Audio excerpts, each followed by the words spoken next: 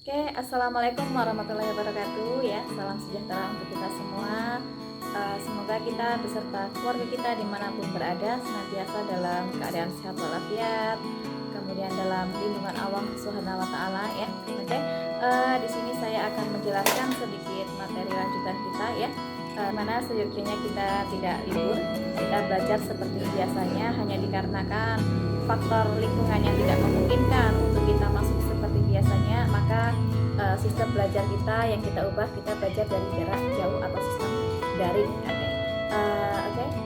Mohon disimak penjelasan dari saya ya. Oke, kita lanjutkan materi selanjutnya yaitu tentang gelombang berjalan ya. Adapun syarat daripada kita belajar untuk gelombang berjalan ini, kita harus mengetahui dulu apa itu yang dimaksud dengan gelombang, kemudian besaran-besaran apa aja yang terdapat pada gelombang ya. Dimana itu sudah kita pelajari di materi yang sebelumnya ya. Dimana gelombang itu katanya adalah getaran yang merambat atau usikan yang merambat. Kemudian macam-macam besaran gelombang ya. Ada kecepatan, ada amplitudo, kemudian ada simpangan, frekuensi, periode, panjang gelombang ya. Oke, kita lanjutkan materi ini ya. Anda lihat di sini ada gambar ya. Lihat gambar. Anggap di sini ada gelombang tali ya.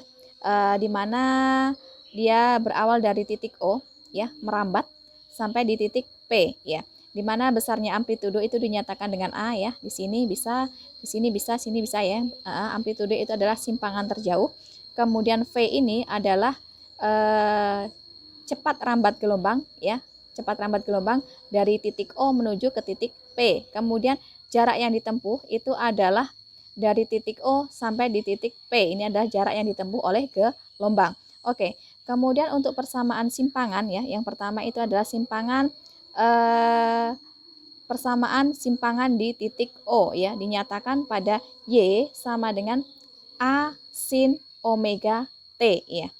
Kemudian persamaan simpangan untuk di sembarang titik ya, dinyatakan Y sama dengan kurang lebih plus minus A sin omega T plus minus kurang lebih Kx ya.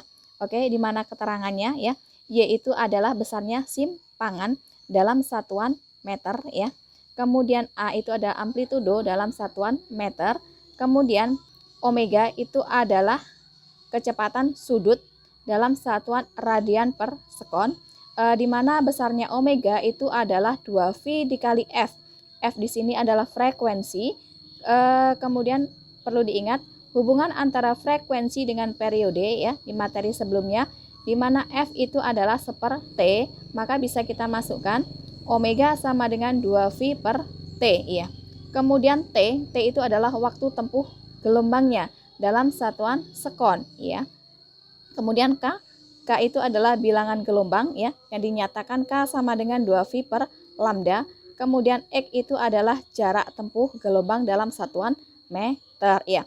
Kemudian perlu diingat catatan karena di awal tadi ada amplitude itu ada bernilai positif negatif, kemudian Kx itu juga bernilai positif negatif. Kapankah dia bernilai positif dan kapankah dia bernilai negatif? Oke, perlu Anda ingat catatan ya. Untuk amplitudo bernilai positif itu jika awal getaran bergerak ke atas ya. Anda lihat bergerak ke atas ya. Di sini ya. Bergerak ke atas ya. Berarti dia bernilai positif. Kemudian kapan amplitudo itu bernilai negatif? Jika awal getaran gelombang bergerak ke bawah. Ini Anda lihat bedanya positif, negatif.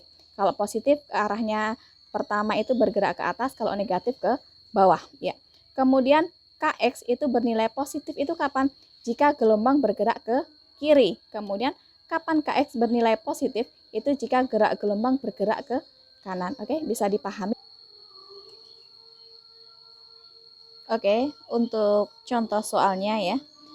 Di sini misalkan suatu contoh, diberikan sebuah persamaan simpangan gelombang ya, Y sama dengan 0,02 sin 10 Vt min 2 Vx ya, di mana X dalam satuan meter dan T dalam satuan sekon.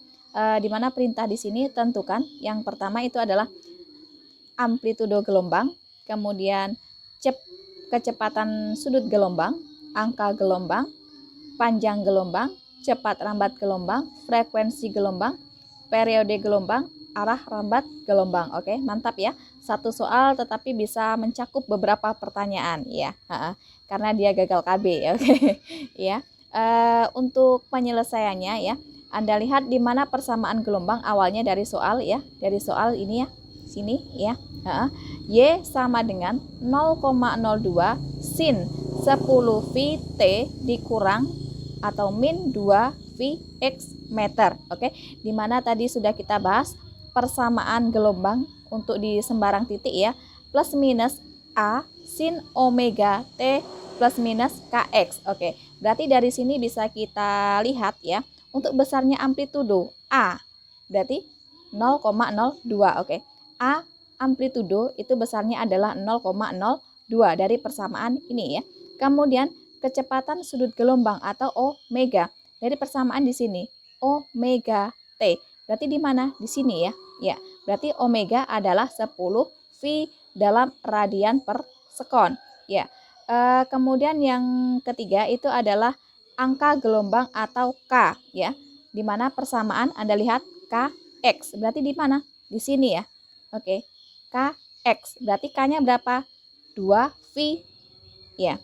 Berarti K sama dengan 2 V dalam satuan radian per meter. Kemudian besarnya panjang gelombang bisa kita lihat di mana tadi sudah kita singgung di sebelumnya, besarnya K atau bilangan gelombang itu adalah 2 V per lambda. Maka lambda sama dengan 2 V per K ya. Iya. K-nya sudah kita ketahui, K-nya adalah 2 V, maka lambda sama dengan 2 V dibagi 2 V ya. 2 V, 2 V habis dong. Berarti tinggal, bukan habis ya, berarti tinggal 1 ya dalam satuan meter ya. Selanjutnya itu adalah untuk cepat rambat gelombang atau V ya. Di mana materi sebelumnya sudah kita singgung, cepat rambat gelombang dengan panjang gelombang itu hubungannya V sama dengan lambda dikali F. Oke, F di sini adalah frekuensi. Dari mana kita mengetahui nilainya frekuensi? Itu dari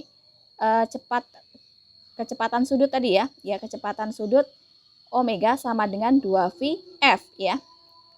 Maka F sama dengan omega dibagi 2V ya. Omeganya kan kita sudah tahu tadi di poin yang B ya. Omega sama dengan 10V. Maka 10V dibagi 2V.